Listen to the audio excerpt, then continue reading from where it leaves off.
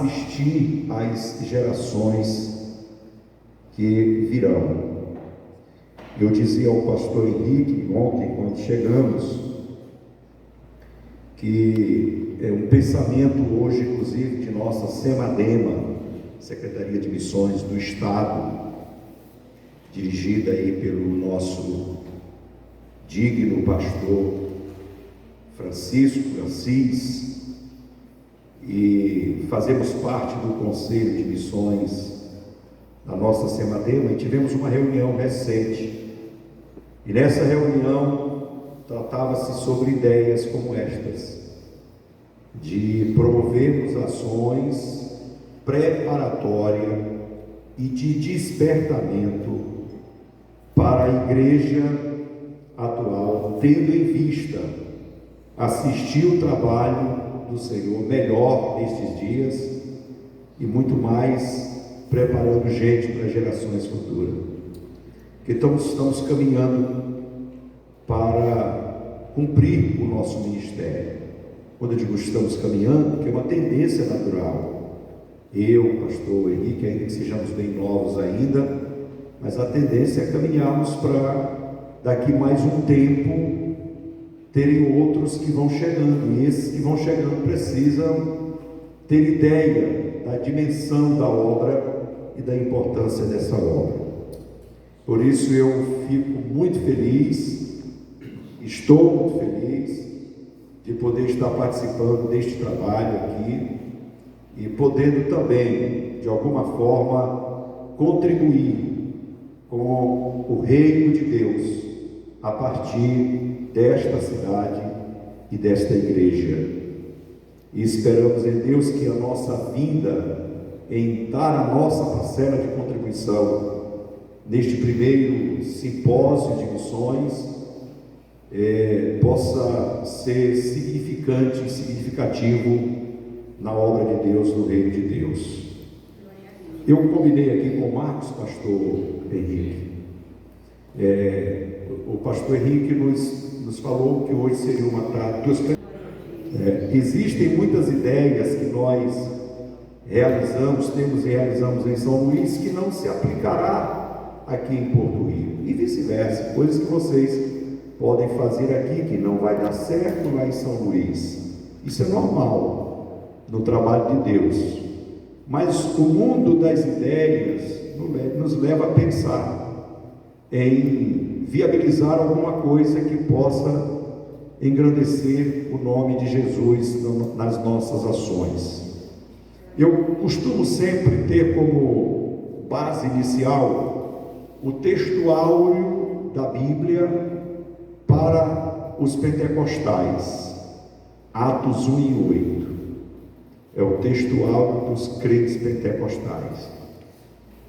Quando Jesus mesmo vai dizer: mas recebereis poder ao descer sobre vós o Espírito Santo, e sereis minhas testemunhas, tanto em Jerusalém, como em toda a Judéia, Samaria e até os confins da terra. Esse versículo, ele não somente é um versículo textual para os pentecostais, e quando eu digo isso, no contexto missiológico, para os pentecostais que fazem missões, porque ele vai explanar, vai explicar de forma muito sucinta a real necessidade do revestimento de poder, mas também vai fazer alusão à dimensão, à extensão do fazer missionário para a igreja, além de quebrar um tabu que existe entre os cristãos, que quando se fala em missões transculturais, vai dizer assim: a igreja está gastando dinheiro, né? Porque tanta gente aqui em Porto Rico para a gente ganhar para Jesus, e o pastor Henrique agora vem com essa ideia de mandar missionário lá para a África, lá para a Europa, que isso aí é doidice. primeiro a gente tem que ganhar Porto Rico todo para Jesus, para depois então a gente pensar em fazer missões. E ainda tem crentes que defendem isso, dizendo assim, que foi assim que Jesus ensinou. Mas aonde foi que Jesus ensinou assim? Não existe nenhum texto na Bíblia que mostra que Jesus ensinou assim. Esse texto que a gente não falou não diz assim. Não diz assim. O texto vai dizer de forma simultânea. A igreja pode fazer missões aqui em Porto Rico, no estado do Maranhão, no Brasil e no mundo, em qualquer parte do mundo, simultaneamente. E sim, o senhor pode interromper quantas vezes o senhor quiser. O texto diz tanto em Jerusalém como, né? Com, perfeitamente. Tanto num como no outro. Então, exatamente. A sua ajuda vai ser significante. O senhor pode me ajudar aqui, porque eu vou precisar muito na nossa fala aqui. Eu fico feliz, porque pergunta pode fazer do mesmo jeito. Se eu não responder, o pastor Henrique está aqui.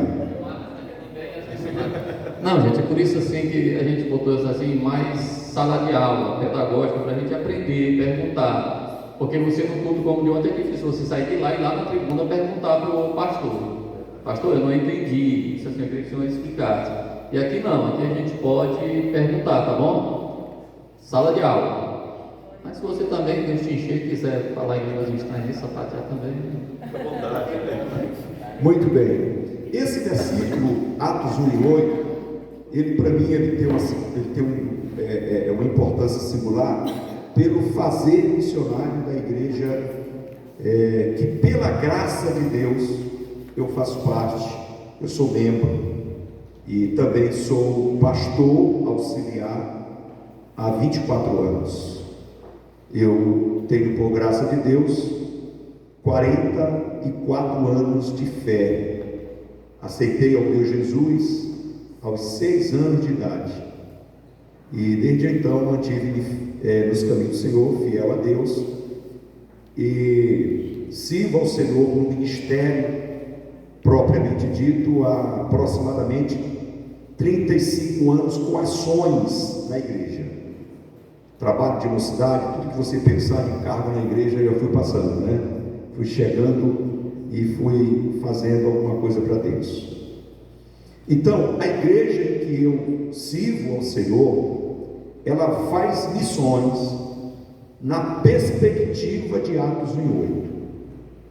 Nós hoje temos 57 missionários espalhados nos 5 continentes, ou em 5 continentes, considerando o 6º continente, que ainda não é oficial, mas já é habitado e já se pensa em ser divulgado, oficializado o 6º continente.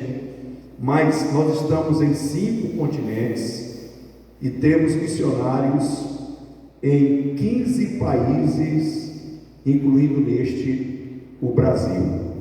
Estamos presentes com a mensagem do Evangelho Pentecostal transcultural em 15 nações. Por que transcultural em 15 nações? Nós estamos no Brasil e nós temos um missionário, antes tínhamos mais, né? Mas hoje nós temos um missionário transcultural no Brasil, na reserva Araribóia, entre os indígenas, começando da aldeia Icatu, onde nós temos um missionário, o pastor Vigílio.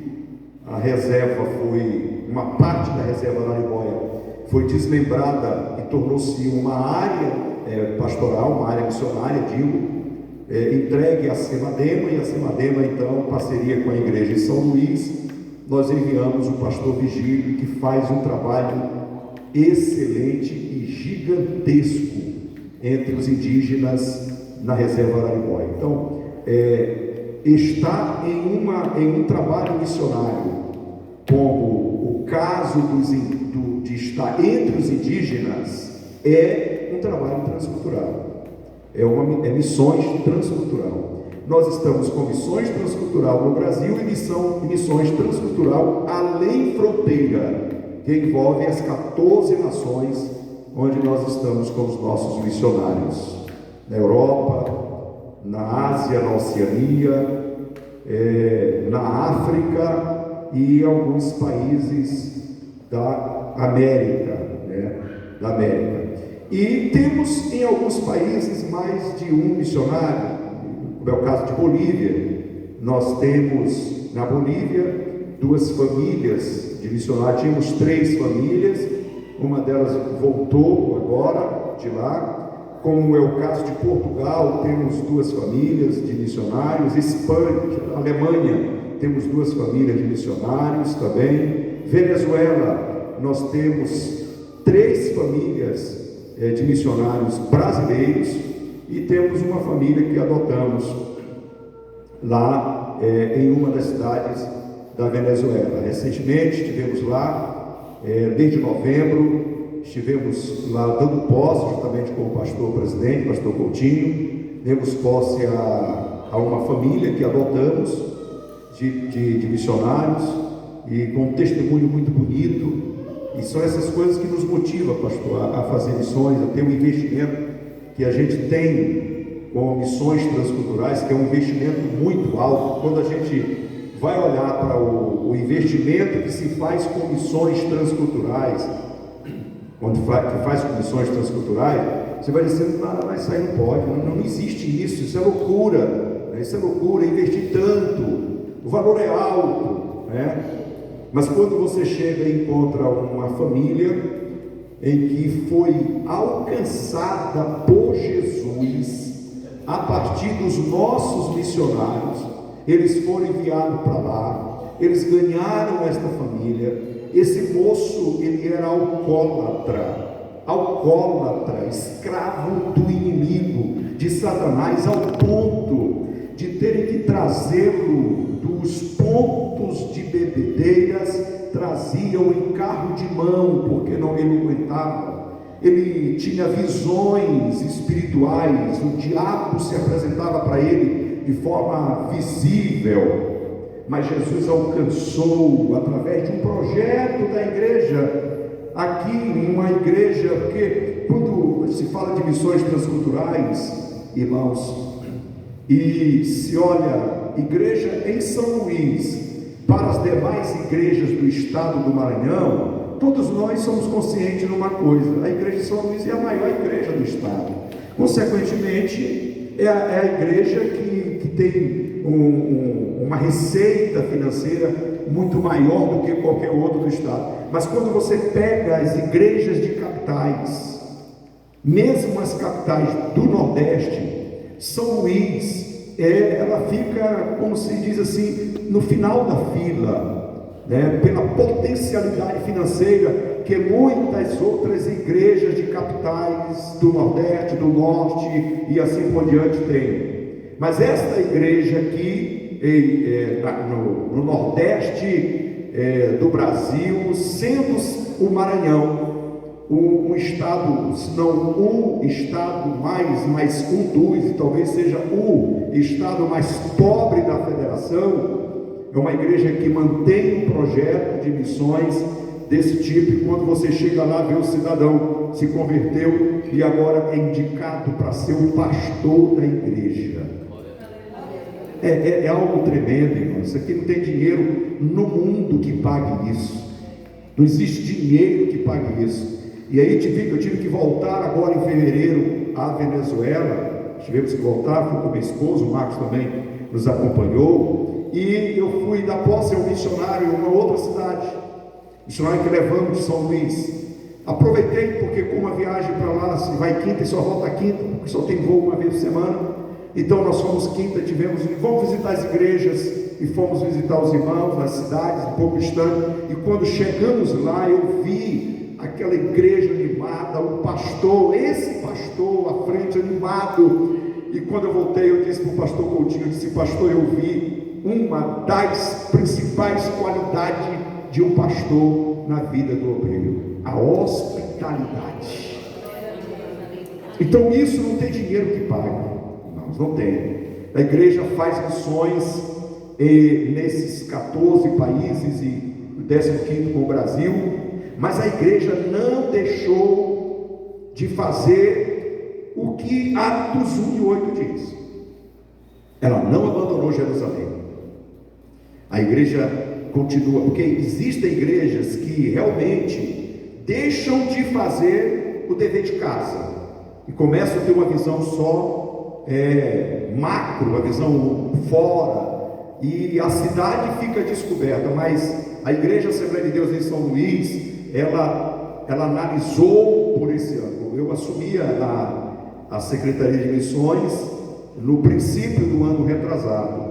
Há 10 anos eu estou na Secretaria de Missões e venho contribuindo, tanto é que eu estive aqui há 4 anos dando postas missionárias, porque eu auxiliava o anterior gestor, pastor Jackson Douglas. Ele saiu e eu assumi no final do ano, no início do ano retrasado. E uma das ações que nós tomamos imediatamente, eu conversei com o pastor da igreja e disse: nós precisamos revitalizar o trabalho de evangelismo da igreja.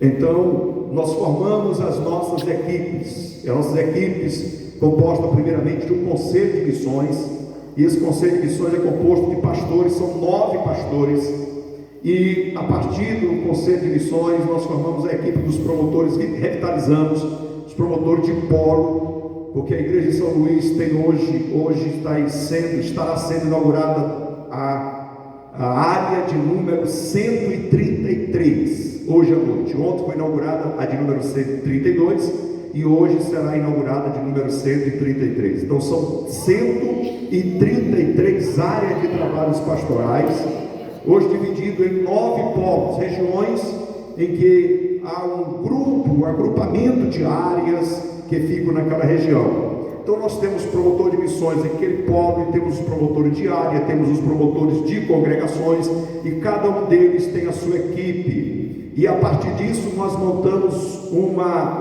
uma força-tarefa de evangelização e realizamos os trabalhos de evangelismo na cidade de São Luís e região, porque nós temos igrejas hoje, tivemos aliás, igrejas nos outros municípios, de Raposa, de São José de Ribamar e de Passo do Lumiar. E nós montamos as estratégias, e as nossas estratégias, eu vou citar algumas delas para não ocupar muito tempo com estas informações, mas que eu julgo serem de grande importância para esse simpósio, porque, como eu disse, é no campo das ideias que a gente pode montar grandes projetos, Então nós temos as estratégias de evangelização urbana, que nós chamamos, que é o plano estratégico de evangelização urbana. E nós começamos esse plano estratégico, no segundo mês do ano. Todos os meses, ou um mês a cada 2 meses, depende muito da ocasião, nós temos um plano de ataque na evangelização. E começamos com o segundo mês do ano, que é no período de carnaval. E nós realizamos um trabalho chamado Viajando em Paz. Esse trabalho, Viajando em Paz, nós formamos as equipes e cada equipe vai para um ponto de saída da cidade de São Luís, aeroporto, rodoviária, ponto da espera, e o lugar que as vans ficam, onde as ônibus atravessam ali para Alcântara. Em todos esses pontos nós temos uma equipe evangelizando durante todo o período em que a movimentação de pessoas acontece. Além disso, nós distribuímos outras equipes nas áreas, no semáforo, fazemos uma movimentação de tal modo que para onde alguém se movimenta em São Luís, ele vai encontrar um crente com um folheto e com uma Bíblia pregando o Evangelho de Cristo Jesus. Depois desse que acontece, nós fazemos no período da Páscoa um projeto chamado Jesus na Escola. O ano passado nós catalogamos 28 escolas, dividimos as equipes, os irmãos foram, e nós conseguimos orar por 115 adolescentes, pré-adolescentes, e crianças que aceitaram Jesus como Salvador. Este ano nós somos mais ousados. Nós catalogamos e descobrimos que em São Luís existe cerca de 750 escolas públicas e privadas. Então nós temos que avançar. Para 28 eu estou longe. O alvo 100 escolas este ano. E quando nós falamos de trabalhos nas escolas, aí a casaca tem que ser firme, né? Porque a oposição é grande. Mas Deus nos deu graça e nós conseguimos chegar em 75 escolas com trabalho de evangelização. E de forma contada, nós tivemos um relatório de 628 pessoas que levantaram suas mãos dizendo que queriam aceitar Jesus como Salvador. Essa é uma outra estratégia de trabalho. E nós estamos agora já trabalhando, já tivemos várias reuniões depois do período da Páscoa. Agora dia 18 de maio nós teremos a outra ação, que é a ação Blitz do Caminhoneiro. Nós vamos para a BR-135, a altura ali da Estiva, e este ano nós estamos expandindo, vamos montar 2 pontos, Estiva e Bacabeira. Além disso, nós vamos distribuir as equipes em todas as chamadas cidades dos caminhoneiros que existem em São Luís. São grandes postos com aglomeração de muitos caminhoneiros, e também estaremos com as equipes nas garagens de ônibus pela madrugada. Estaremos com as equipes nos pontos finais de alguns bairros de São Luís para entregar folheto, evangelizar e distribuir aos motoristas de caminhão de ônibus. Nós vamos distribuir um kit que distribuímos no ano passado e no ano retrasado. Este ano nós queremos distribuir 1000 kits. Neste kit contém uma Bíblia, contém materiais de higiene pessoal, mas o foco é entregar a Bíblia. E o fato importante é que os investimentos que a gente faz são tão insignificantes para o resultado. O ano retrasado, depois que houve a blitz do caminhoneiro, e nós a igreja recebeu um telefonema de um caminhoneiro, eu creio que foi do Mato Grosso. Ele passou no caminhão, recebeu o kit, os irmãos falaram de Jesus para ele, e ele foi para o Mato Grosso. Na semana seguinte, ele incomodado com aquilo, ele foi numa igreja, entregou a vida dele ao Senhor Jesus. E ligou para a igreja dizendo: agora eu sou crente em Jesus. Irmãos, isso tudo são coisas que não existe nada que possa compensar isso, senão a alegria de termos a consciência de que somos úteis na obra de Deus. E aí nós temos várias outras ações no decorrer do ano. Nós temos Jesus na Praça, onde nós catalogamos todas as praças de São Luís. E nesse dia as equipes vão para as praças, para a Avenida Litorânea e também para a porta dos grandes supermercados fazer o trabalho de evangelismo. Shopping. Este ano, no projeto do período de Carnaval, nós encerramos o projeto de evangelização na praça, na Avenida Litorânea, e os irmãos vendo esse desafio, que realmente é um desafio. É o frevo do carnaval, como é que nós vamos para lá? E isso é loucura e tal, mas teve alguns valentes, que disseram: nós vamos, conta conosco. E formamos aquela equipe e fomos para a Avenida Litorânea. Eu fui com a minha esposa, o pastor Humberto, que trabalha conosco lá na área 44. E aí, quando nós chegamos lá na Litorânea, quem disse que a gente conseguia passar? Multidão de gente, um fervor de gente, aquela coisa de louco do carnaval. Mas a equipe já estava lá, chegou primeiro do que nós. Pastor João Glauco, que trabalha conosco, uma equipe, irmãos. E o resultado, meus queridos irmãos, que nessa ação, lá dentro, foram 37 pessoas que entregaram suas vidas ao Senhor Jesus. Jovens que estavam passando, pastor, com a latinha de cerveja, indo para o frevo mesmo, mas depois de serem abordados, eles foram lá e voltaram. Fala um pouquinho mais: ora por mim, irmão, ora por mim. E aí foi um momento que a palavra entrou e Jesus alcançou essas vidas. Então, irmãos, essas e outras ações nós temos, para finalizar, o casal que permanece até hoje. as O ano passado, um casal entregou a sua vida lá na praça da Avenida Litorânea, lá pulando o carnaval. Mas eles entregaram a vida dele a Jesus. Eu quero fazer. Quer uma pergunta? Entregaram a vida deles a Jesus, resultado, eles estão firmes, se congregando efetivamente na casa de Deus, irmão.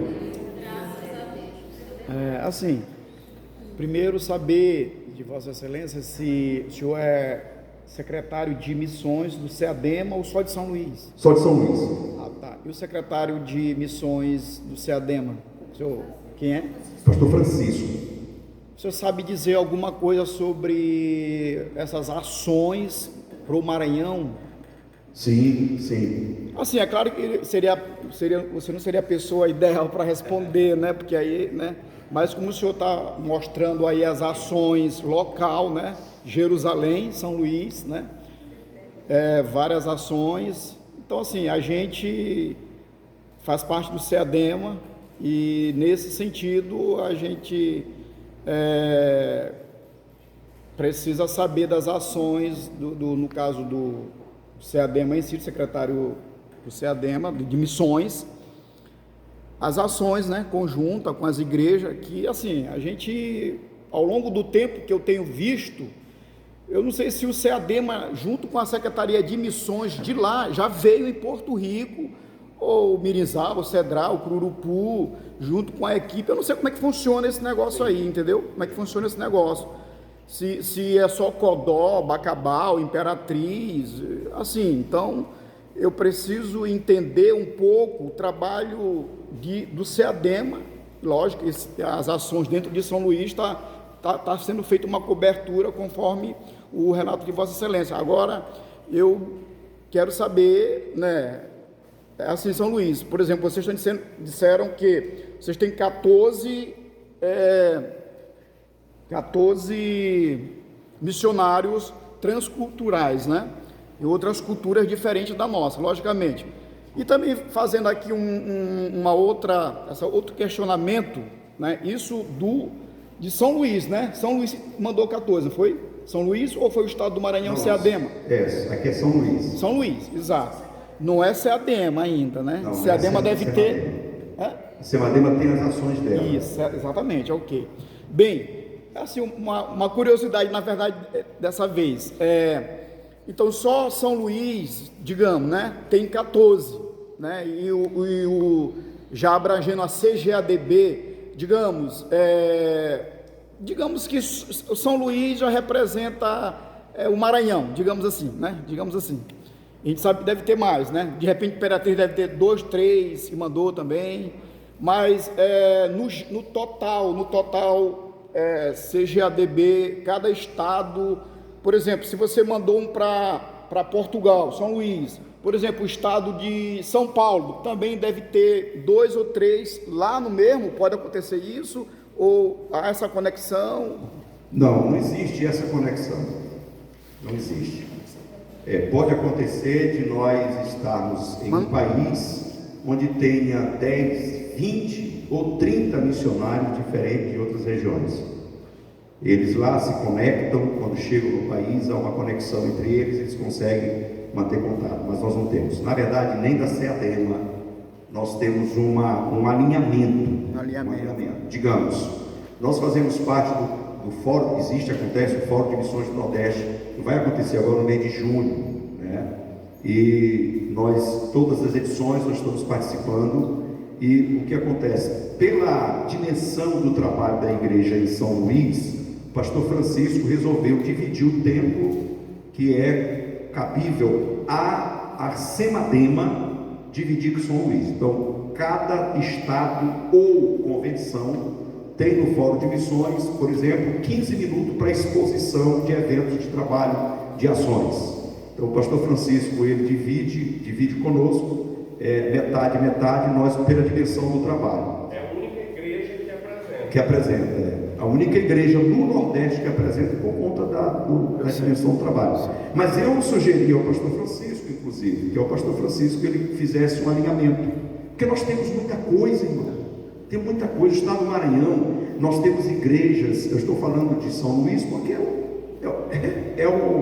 a minha área de trabalho, meu campo de trabalho, né? Mas o estado do Maranhão tem muitas ações. A própria Semadema, na gestão do pastor Francisco, faz um trabalho gigantesco. Agora, com relação à questão do local, da região, isso vai muito por exemplo, o pastor Henrique, ele já vem sinalizando algumas ações que vai acontecer, e o pastor da igreja acionando a Semadema realiza trabalhos, treinamentos, ações, parcerias, né? Isso aí é um trabalho que está sendo feito claramente, né? Por que eu estou perguntando? Assim, as igrejas nossas, nessa temática, elas são muito independentes da SEADEMA. Por exemplo, 50 e poucos missionários enviados por São Luís, não é isso? Quando eu vim de Santa Inês, a Assembleia de Deus em Santa Inês tinha 27 famílias de missionários também enviados, inclusive para o Peru, para a África, sertão brasileiro, no caso no Piauí, no Ceará, e algumas outras cidades nossas, fora os missionários urbanos. Isso Santa Inês. Timon também tem um trabalho excelente. O Tiriricau, do pastor Ziel, tem vários missionários também. Então não há essa, digamos assim, obrigatoriamente essa parceria ou esse contato hierárquico com a Semadema. Toda igreja tem a sua autonomia. Porém, a Semadema em si, que para quem assim, é a Secretaria de Missões do Estado, Semadema, ela tem suas ações. Por exemplo, hoje tem 13 áreas missionárias no Maranhão da Semadema, que futuramente poderão ser campos pastorais. As Ilhas do Virão é um outro projeto da Semadema, que inclusive aqui nas ilhas de Cururupu e Apicuaçu tem missionários da Semadema. Tem o projeto Peru, o projeto África, tudo isso da Semadema em si. E ela, como ele falou, pode operar com parcerias, né? Mas não obrigatoriamente essa coisa hierárquica, né? Que tem. Não, a igreja com a Semadema. Não, eu posso ter um projeto missionário aqui, independente da Semadema. E também eu posso buscar a parceria dele. Pastor, vocês podem nos ajudar a sustentar um missionário. Às vezes assim, ó. Em Santa Inês, no caso assim, ó, a igreja lá em Porto Rico tem está acontecendo hoje conosco, né, com Lima Campos. Tem um local para o missionário, tem o sustento, mas não tem um missionário. Você pode mandar lá para mim? Então manda que eu sustento. Não, eu não posso sustentar todo. Então metade. Nós enviamos missionários para o Piauí, lá de Santa Inês, que era assim, a igreja lá sustentava com a metade do salário e Santa Inês com a metade. Espero ter esclarecido. Pastor? Sim. Aqui, ó, assim, ó, porque assim, a igreja aqui em Porto Rico Sim. Tem parceria com. Eu vou botar Seadema porque é o tudo. Sim, sim. Não vou botar Semadema, não. Vou botar logo Seadema mesmo. Pela convenção Seadema, isso, beleza. Bem, 2,5 vai para lá. Sim. Então, esses relatórios a gente nunca obteve. Porque você nunca foi para uma convenção. Pois é, eu nunca fui mesmo. Então, Porque o relatório da nossa convenção da Assembleia de Deus do Maranhão é a coisa mais linda que eu acho, a prestação de contas anual da nossa. Vossa Excelência. Sim, vai. Porque assim, então a parceria não tem que ser só nessa contribuição, tem que ser também ações, né?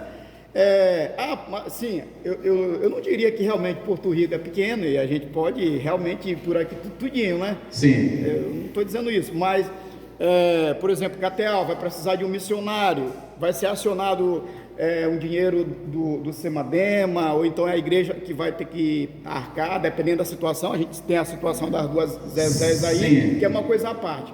Calma aí. Então, a gente só sabe que a igreja recebe um talãozinho e recebe os 2,5, vai para, aí só diz, para missões, Secretaria de Missões. E as missões locais fica aqui um pouco, eu não estou puxando brasa para minha sala. Não, mas assim, esses 2,5% não é para missões, viu, gente? Não é para missões. Então explique aí.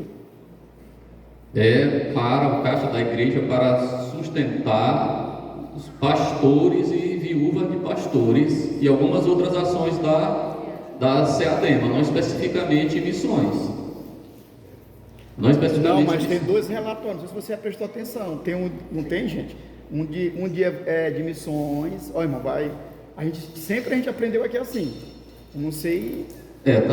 Mas não é especificamente para missões, mais são antigo 2.000%. sabe. Tá? Agora eu, Paulo Henrique. sim, eu me envergonharia.